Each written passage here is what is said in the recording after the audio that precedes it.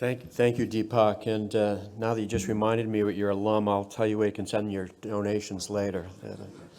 But real privilege to be here. My topic is the top 10 events in thrombosis. Let me pause for a moment on my research contracts because I do have two disclosures that are very germane here. One of which is that I have a research grant working with factor XI inhibitors. And the second is that I'm a consultant for a Duke startup that is dealing with aptamer inhibitors of von Willebrand factor in stroke, Basking Biosciences. Everything else is not related to the particular topic I'm going to deal with today. All right, so I'm going to show you two lists. And first is my list of the 10 advances in thrombosis. We'll walk through these one at a time. Here's the top 5. They don't, unlike Matt, who very nicely told you and kept us all waiting for what was number 1, mine are not in any particular order. I tried to group them more thematically. Here's the second 5, and you can see that we're going from acute coronary syndromes to acute myocardial infarction in the area after, in the time after myocardial infarction, and we'll also spend some time in atrial fibrillation and venous thromboembolic disease. But no talk will be complete without some reference to AI, and my prior speakers have all done that. I will disclose that I created my list before I asked ChatGPT for their list. But I wanted to see, did I leave anything out? And I also did what Matt did. I called friends and colleagues in the area, but I did ask ChatGPT to generate a list for me. And I love their list. So let's spend a few minutes looking at theirs. That while it is not possible to name the top 10, well, because I asked her last weekend, because the year's not over, significant progress has been made in several key areas. This is actually, I do think, is helpful that they grouped it nicely for us. It reflects a growing focus on more precise anticoagulation, better management of complex disease, and leveraging technology to improve care. I think that's a great summarization of the topics that I'm going to deal with. And you can see that while not the same, we overlapped in a lot of areas. And so despite the notion that expertise is no longer required in this country when dealing with science, I think that there's still a role for expert consensus combined with using new tools like artificial intelligence. But I am definitely going to talk about new anticoagulant therapies and strategies, which is probably one of the underlying themes of my presentation, particularly as we think about both acute and chronic coronary disease. There is a focus on an improved understanding and management of complex cases, and a lot of that really deals with our patients with cancer-related thrombosis or other aspects of venous thromboembolic disease. And there's definitely a role for technology-driven and procedural advancements, including more accurate representation of dosing using technology to both predict risk over time and to help us understand dosing algorithms. All right, so number 1 in my list is publication of the acute coronary syndrome guidelines. While this is not specific for antithrombotic therapies, as you all know, both in the acute coronary syndrome setting and the chronic management of coronary artery disease, the use of antithrombotic therapy is really foundational. And so the updated guidelines, I think, that came out this past February from the ACC, AHA, and a variety of other professional organizations really do, I think, stand as one of the top findings in our top advances in thrombosis this past year.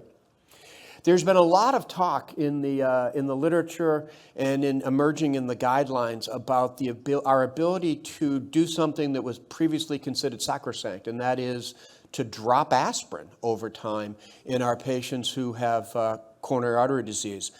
But I want to go back to the acute care setting, is that there's no data to remove aspirin in the acute care setting. And that in the acute care setting, aspirin really remains the cornerstone of therapy for antithrombotic therapy. And if you go back to data that's now 40 years old, we know that in patients having a myocardial infarction, that aspirin reduces the risk of dying in the first 30 days by about 24%. And if you combine it with reperfusion therapy, in that case, streptokinase, it lowers it by almost 50%. So aspirin is critical for our patients with acute coronary syndromes. This is just a good reminder of that. The next thing that I think the guideline writers did very well is to remind us that we should base our decisions on the evidence from clinical trials. And so what you'll see is whether are we looking in the acute care setting in patients with non-ST elevation acute coronary syndrome who are planned to undergo PCI, the weight of the evidence is really with prasugrel and ticagrelor. But they also point out that if patients are going to be managed without a planned invasive approach, ticagrelor is really the one that has the best body of evidence associated with it rather than prasugrel, where there was an early increased risk in the group of patients who were treated with prasugrel when invasive therapy was not being planned.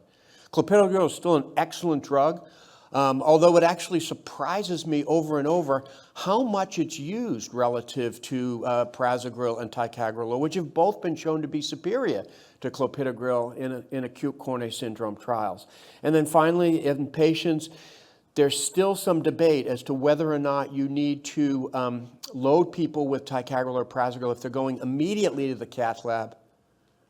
But there's less debate if they have a prolonged period of time before going to the cath lab. In this particular case, it's defined as 24 hours. The next thing that the guideline writers did very well is to help us think through the DAPT strategies in the first 12 months post-discharge. And this is just a great chart to have available to be able to think about in three basic categories. What about the so-called default strategy, which works for the majority of our patients? What about trying to balance ischemia with bleeding over time? And how might we think about dual antiplatelet therapy? How might we think about antiplatelet therapy when it's being combined with oral anticoagulants? And then what about that group of patients, which is the minority of our patients, but an important group of patients who are considered at high bleeding risk? So the guideline writers really lay out very nicely for us the different strategies. They ground it in the clinical trials evidence. You can see that when things are class 1, they almost certainly have large-scale evidence supporting them behind it.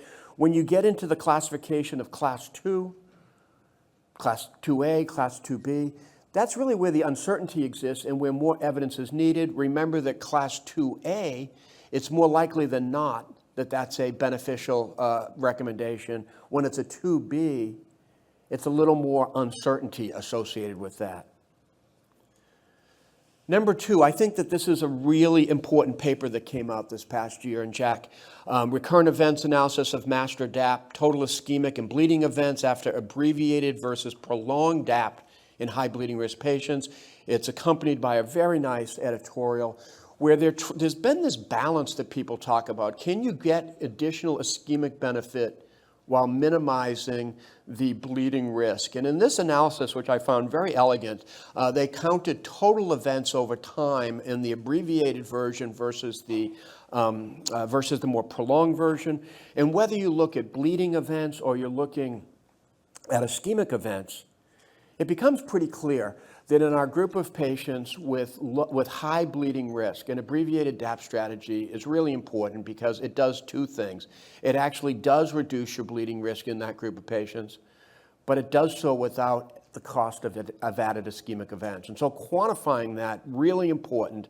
And it's going to be a theme you'll see emerge from my presentation over the rest of the findings of really the top advances.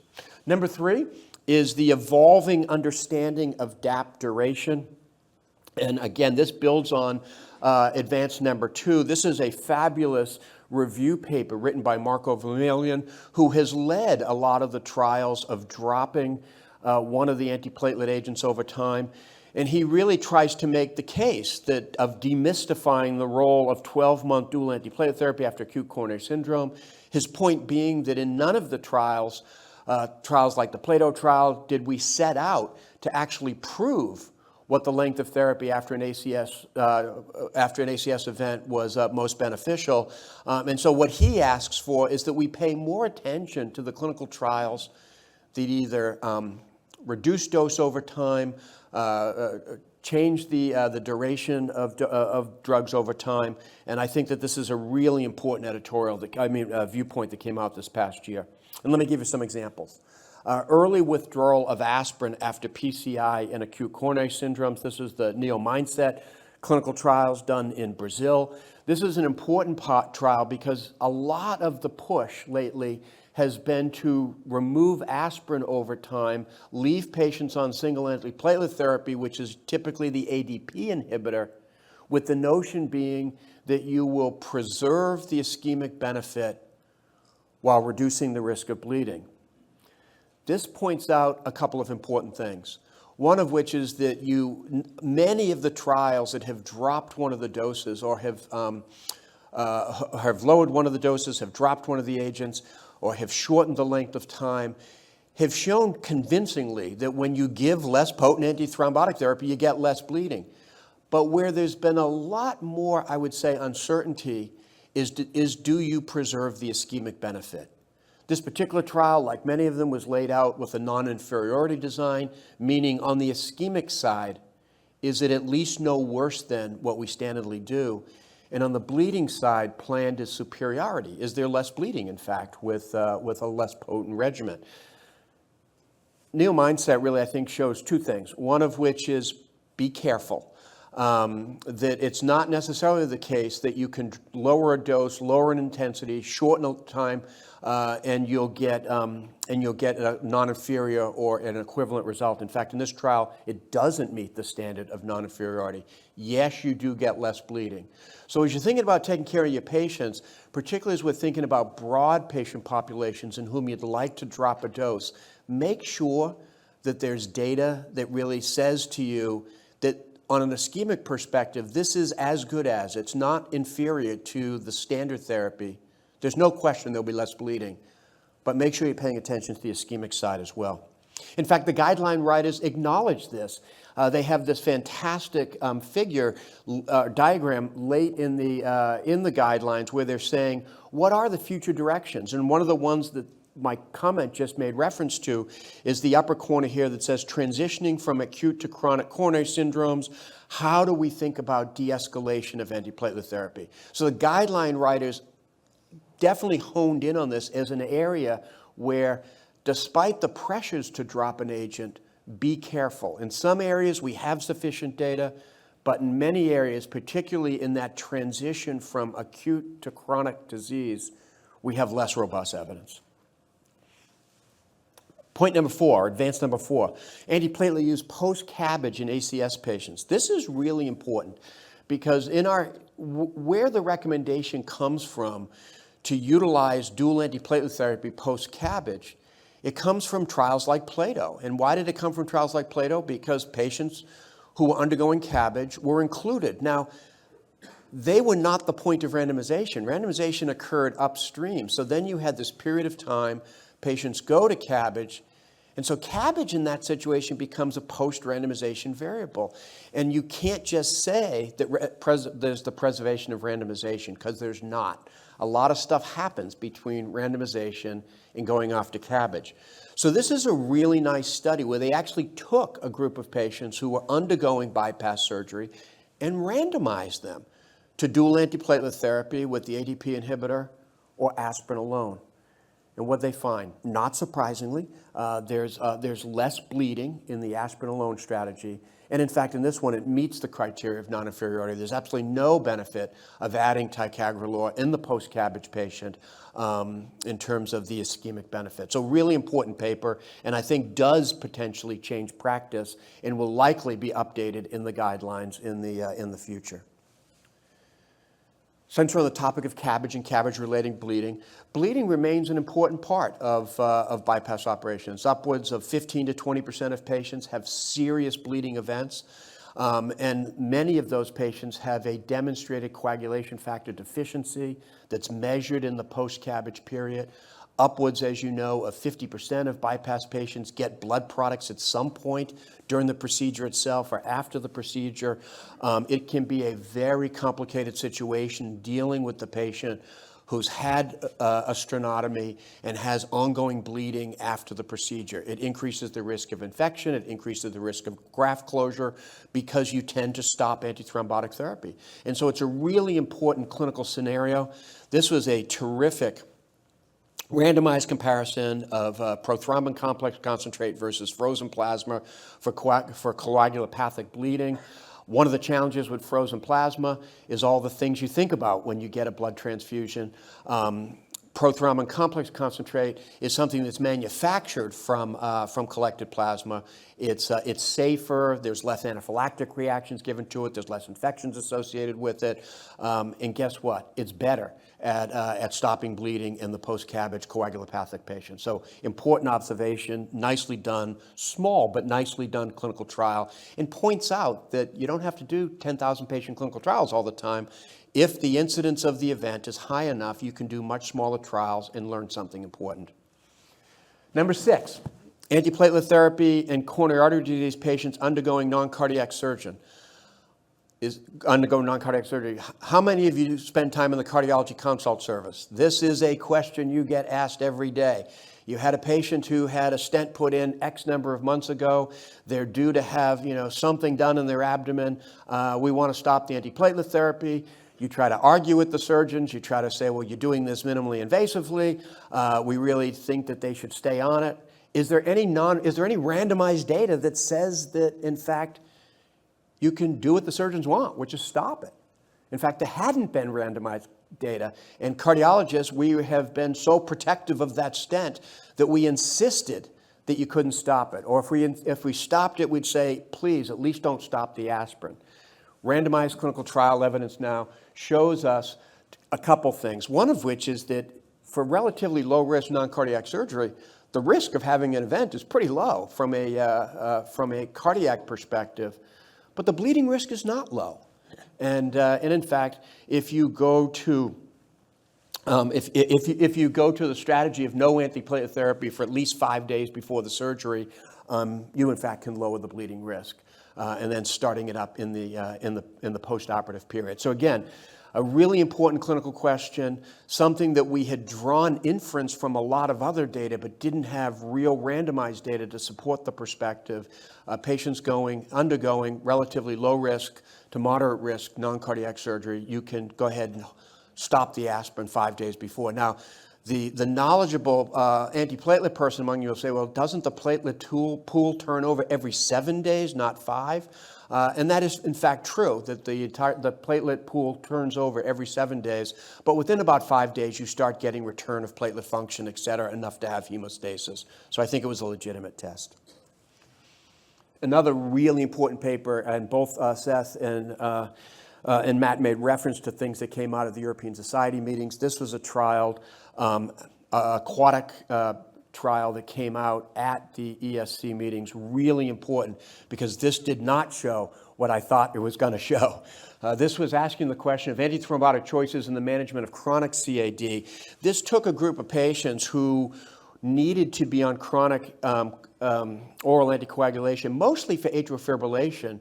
And the feeling had been, well, you get them off the dual antiplatelet therapy in the early period, but you leave them on one of those drugs over time. Well, in fact, this raises the question of whether or not you should actually do that. If they're on oral anticoagulation, might that be enough for the management, not of acute coronary disease, but of chronic coronary disease? So at some point of time, it does look very reasonable to leave them on the anticoagulant, but drop the antiplatelet agent. Now, this will get a lot of press as other clinical trials are coming onto the scene, but this is a pretty well-done study by a group of French investigators. And in fact, the trial was stopped prematurely by the Data Safety Monitoring Board because of the increased risk of the antiplatelet plus anticoagulant strategy, including an increased risk of death. So important paper, important that it isn't what people thought it was going to be, and the finding of an increased risk of death, I think, is obviously critically important. This is an area that I'm working in, just in way of disclosures. My work in this area is covered by research contracts and grants. Factor XI inhibition in atrial fibrillation. A couple of important papers came out this past year, the first of which is asundexian versus apixaban in patients with atrial fibrillation. Factor XI inhibition looks to be comparable to factor X inhibition with regard to ischemia in early clinical trials. This was the first test at scale to see if factor XI inhibition with this particular small molecule inhibitor, asundexian, was not inferior to apixaban while leading to less bleeding complications. That's a pretty high bar, given that apixaban, the factor X inhibitor, is certainly both more efficacious and safer than warfarin in the patients with atrial fibrillation. So can asundexian do better? In fact, it did a lot worse. And this trial was stopped again by its independent data safety monitoring board because there was an excess risk of stroke or systemic embolism in the asundexian group versus apixaban. Really important observation because, again, not what was expected.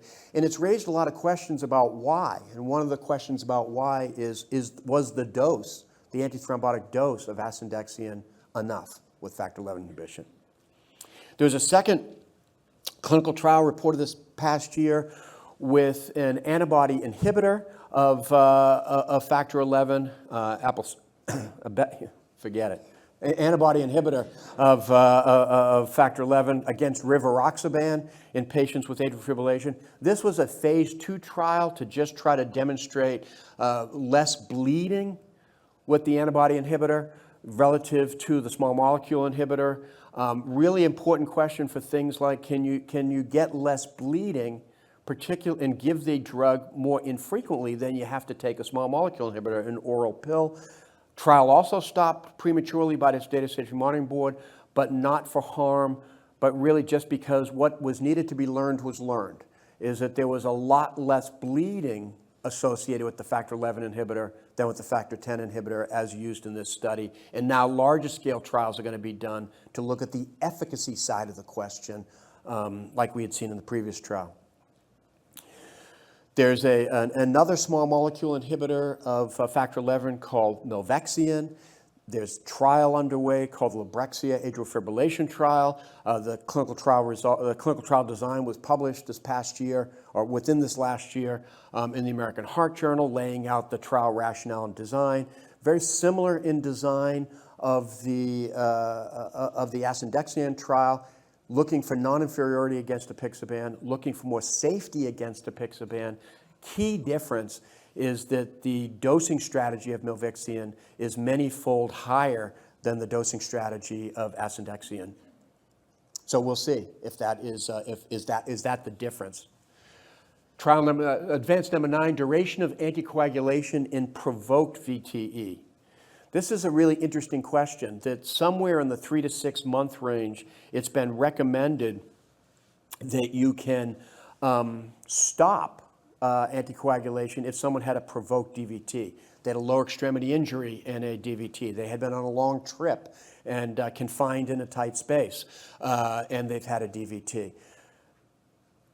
That's considered to be a provoked DVT. And the question is, okay, you have your course of therapy and then you come off anticoagulant. That's very different than the unprovoked VTE, which people for a long time have talked about prolonged therapy. But now it looks like, in fact, you do better with more prolonged therapy in a provoked venous thromboembolism than with an unprovoked. It also helps if you can think about lower doses of the anticoagulant over time. Something that, again, can reduce the risk of bleeding while still holding on to the efficacy. Final, advance number 10, is a really important situation of cancer-associated VTE. For those of you who take care of cancer patients, you know that there's an increased risk of VTE. Everything from the indwelling catheter thrombosis to pulmonary embolism really exist along a spectrum in the group of patients with cancer, and particularly some types of cancers like adenocarcinomas associated with an increased risk of VTE. This is a really interesting study which looked at extended reduced dose apixaban for cancer-associated venous thromboembolism, showing that you can get excellent antithrombotic effect, reduction of the VTE risk while lowering the risk of bleeding, not surprisingly. But important that the clinical trial was done. Another study looking at even more prolonged anticoagulation in a group of patients with cancer, with pulmonary embolism, rivaroxaban for 18 months versus 6. in the longer course of therapy with rivaroxaban better than the shorter course of therapy. I think the next question is, can you look at reduced doses over a very prolonged period of time for our patients with cancer who are at risk for venous thromboembolism? That's my 10 advances, and I'm happy to answer questions.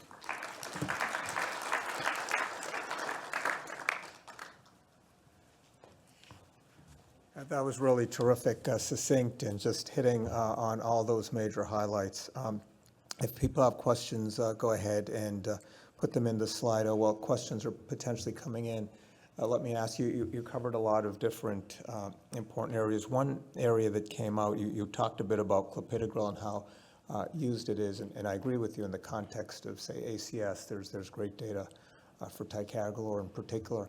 But in more chronic coronary syndrome, of course, aspirin remains the most common antiplatelet used in the U.S. and worldwide. But this summer at ESC, there was a late breaker that Marco Vaglamigli, who you mentioned in another context, presented the Panther meta-analysis that was published in Lancet. Actually, Dr. Moran, who just came in, and myself were also part of that international collaboration, pooling at a patient level all the clopidogrel aspirin data, finding that clopidogrel was superior, and unlike is usually the case, better efficacy with an antithrombotic, but not more bleeding. In fact, if anything, numerically less bleeding.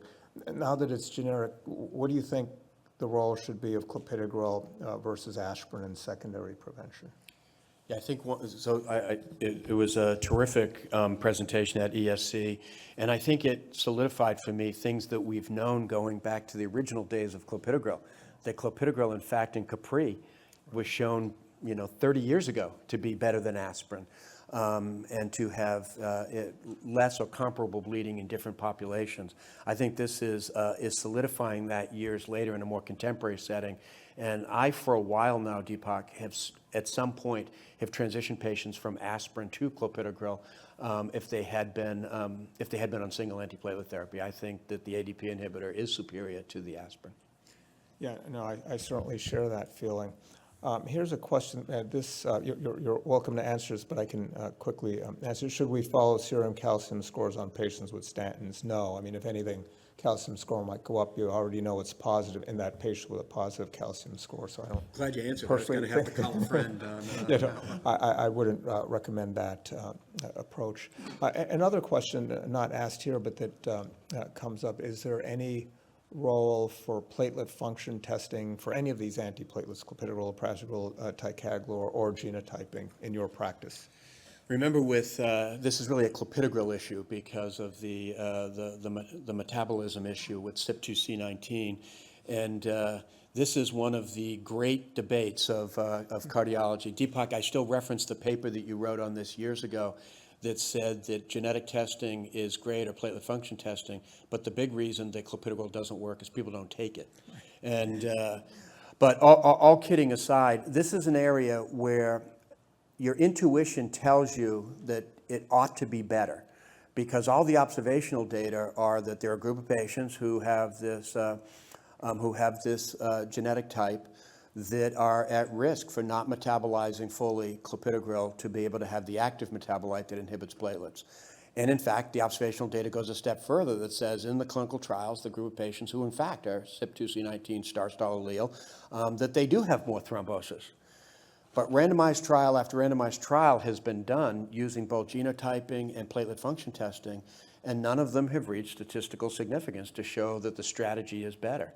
The one that came closest was the Mayo study, Taylor PCI, and people continue to present it as a story that is a positive story.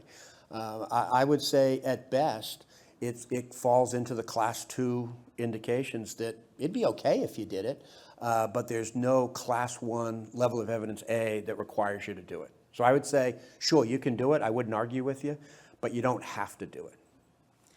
Yeah, no, really terrific answer to that common question that comes up all the time. Well, any questions from the audience? Let me just check my Slido here to make sure there's nothing else. Great. Dr. Moran's here, so I'm going to give her a chance to ask a question of Dr. Harrington, and it doesn't even have to be about thrombosis. You can ask him anything you want to. She knows more about thrombosis than I do. Well, what a wonderful honor to have the Dean of Cornell here on this top 10 meeting. But importantly, thank you. I'm sorry that I was late. I just flew in from Argentina and was with your AHA colleagues there as well. Excellent. So, and I came directly. I was trying to make it as fast as I could. But I will just say I'm really excited about this next possibility of dealing with hemostasis and thrombosis with factor 11. If that comes true, how do you see the future of how we would be managing patients? And let's start with our patients with coronary disease, antiplatelet therapies. We're going to learn a lot from the ACS trial that you're leading, but importantly also in atrial fibrillation with the current massive increase in left atrial appendage closure procedures. As you know, it's the fastest growing procedure in the world right now. And as you all know, that CMS has reduced the CPT codes down 27% for payments back. So there is a lot of angst about what's going to be the future. So maybe you can give us a lens. Yeah. So as you know, Roxana, we're doing 3 very large-scale trials with milvexian, totaling almost 50,000 randomized patients in 3 distinct categories, one of which is atrial fibrillation. We've enrolled over 20,000 patients, and we're in the follow-up phase of that trial. In the acute coronary syndrome, it's post-ACS, as you know, with milvexian with dealer's choice for antiplatelet therapy against placebo with investigator's choice for antiplatelet therapy.